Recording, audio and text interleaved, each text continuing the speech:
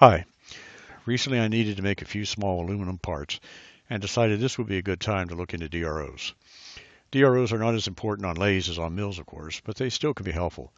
One approach would have been to use the Sherline DRO kit. Sherline machines are very well made, and presumably that also applies to their DRO. I've not used one, but it's received good reviews. However, that kit is pretty expensive. As of December 2025, it sells for about $450. It doesn't actually measure travel, but rather uses handwheel encoders to measure turns of the handwheel to calculate position.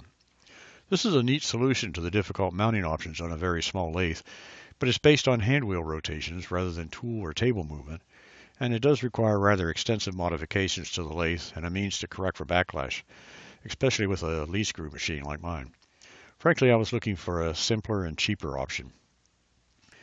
I evaluated a number of inexpensive DROs and eventually selected the LP20E for installation on this lathe. That DRO does have a few limitations that I've described, but it has a very small reader, and that was mainly the deciding factor for me. I made a video describing the comparison of several DROs for this purpose, and that video is linked below in the description if you have an interest.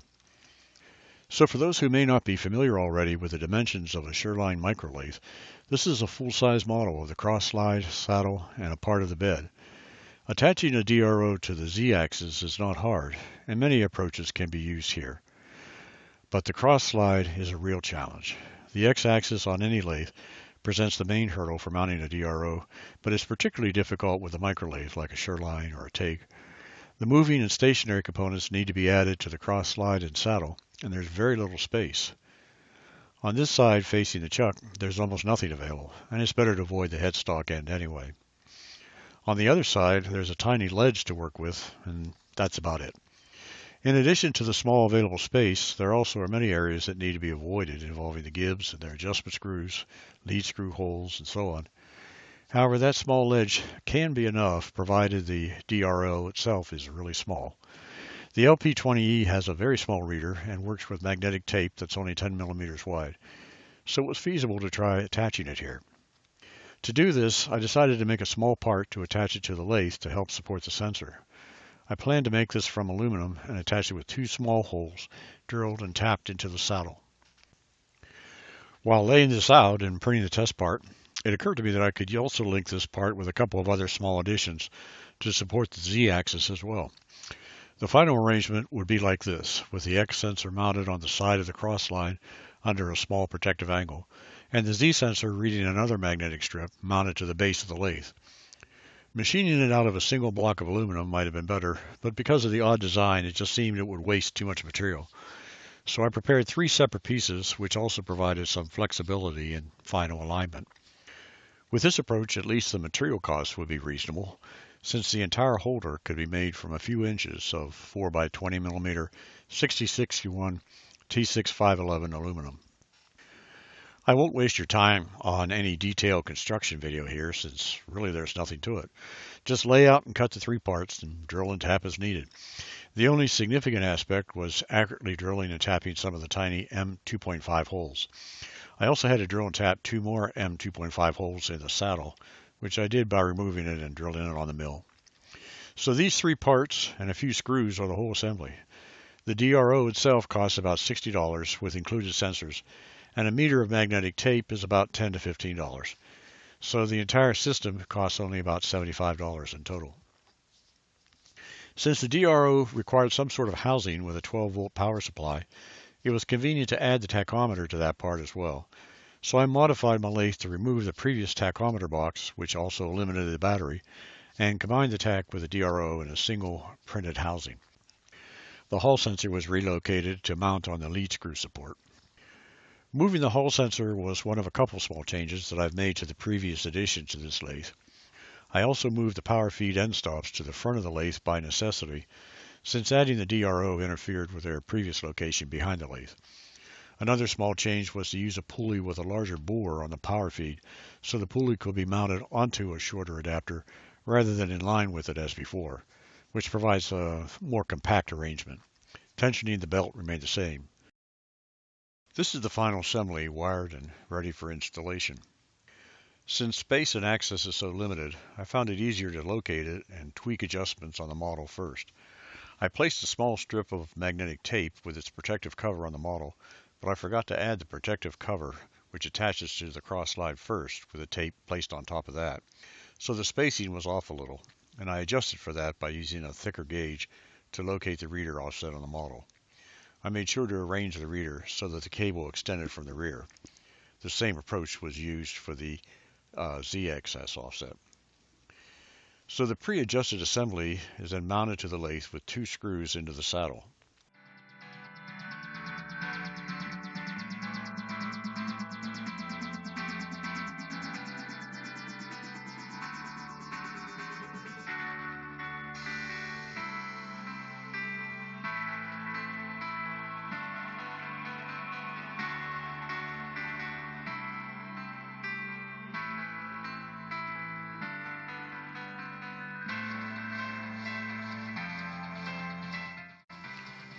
Sorry for the shaky camera here. I'm trying to view the Z-mounting and I'm holding the camera by hand while viewing the screen upside down and backwards. There's just a small gap of a little over 1 millimeter between the bottom of the reader and the magnetic tape, which is mounted on the bottom of the lathe. It's important to mount the magnetic strips as parallel as possible to the direction of travel. So I tested the alignment of the bottom of the strip on the cross slide using a dial test indicator. The deviation was 7/1000th over 2.508 inches, and I estimated the angle alpha from the arctangent of the ratio of those two values. That came out to 0.16 degrees, which is well within the tolerance for these strips. To check the Z-axis, I set up to run between end stops. The distance of 4.544 inches was repeatable, and the back edge of the strip was simultaneously indexed. Dial test indicator deviation of the 4 passes averaged 0.0145 inches, so the estimated installed strip angle was the arctangent of 0.0145 divided by 4.544, or about 0.2 of a degree. So again, this was well within the tolerance of 1 degree for these strips.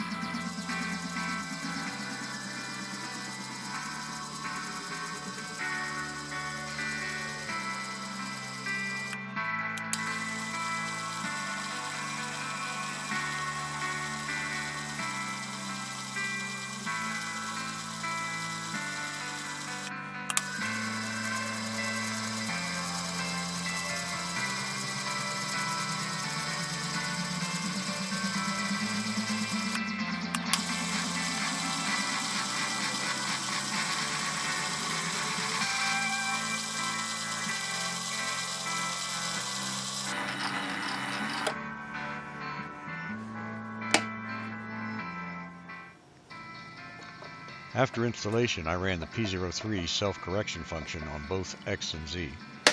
After pressing F to start, Go appears and a series of 4 dashes are very gradually displayed. This is a slow procedure, taking up to about 4 minutes to complete. The video is sped up here, but it works okay on the Z-axis.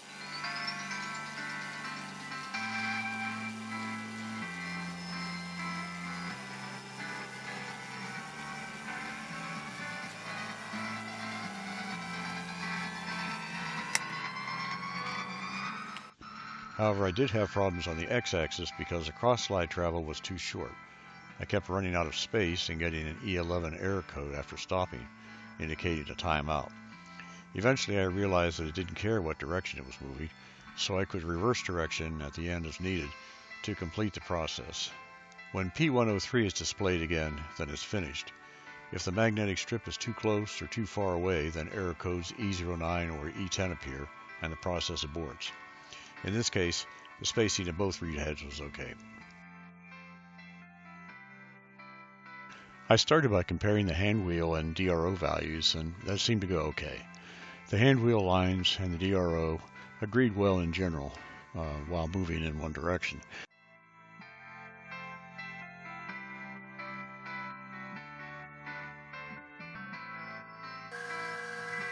So I chucked up a chunk of aluminum to check the actual performance. After a few facing cuts, I first measured the starting diameter, which was 0.4800 inches, as measured with a micrometer. I turned a total of 45 thou with multiple rather shallow passes, relying solely on the DRO. The expected result from this series of cuts was 0.48 minus 0.09, or 0.390 inches for the final diameter.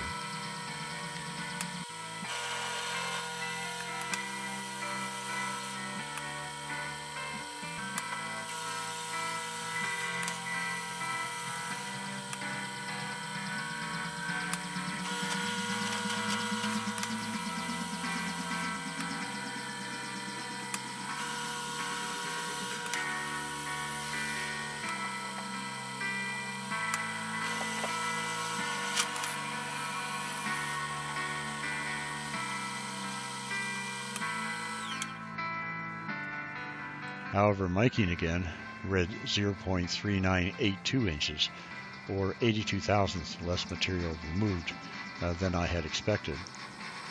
I repeated this process a second time, again taking a total of 0.045 inches with several more cuts.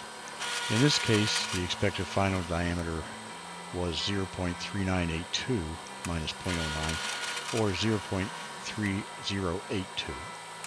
The actual diameter measured was 0.314 inches.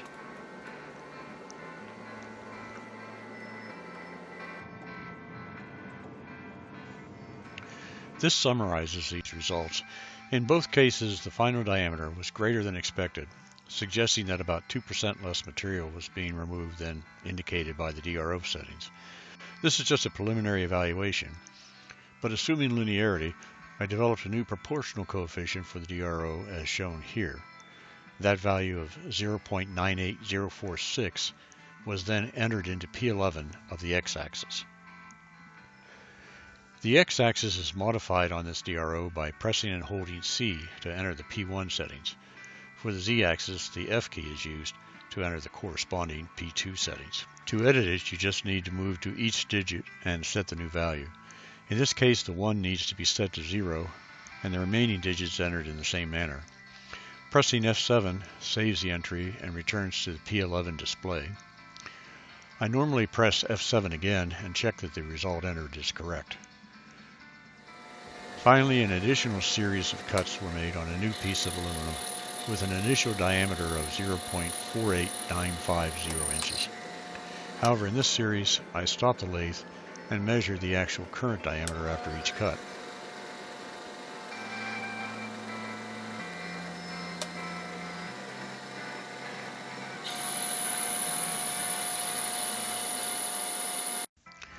This summarizes those results.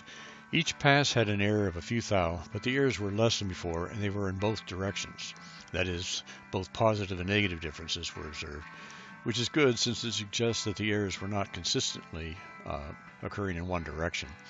The average error was less than 1 thou, but that doesn't really mean anything when averaging positive and negative values.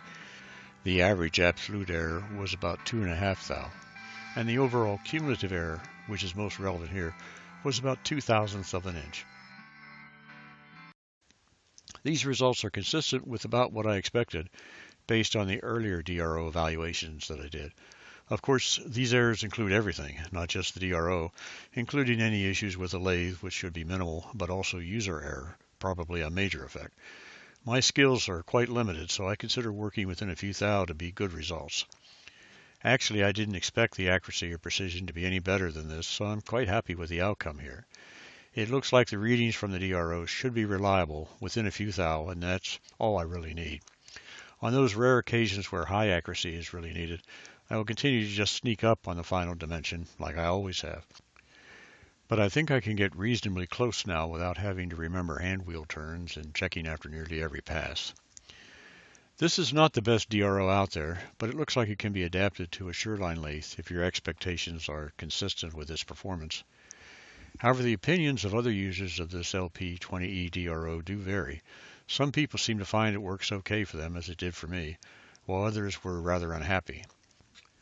If you have experience with this DRO, or if you have any suggestions concerning the approach I took or any errors I may have made, please let me know in the comments.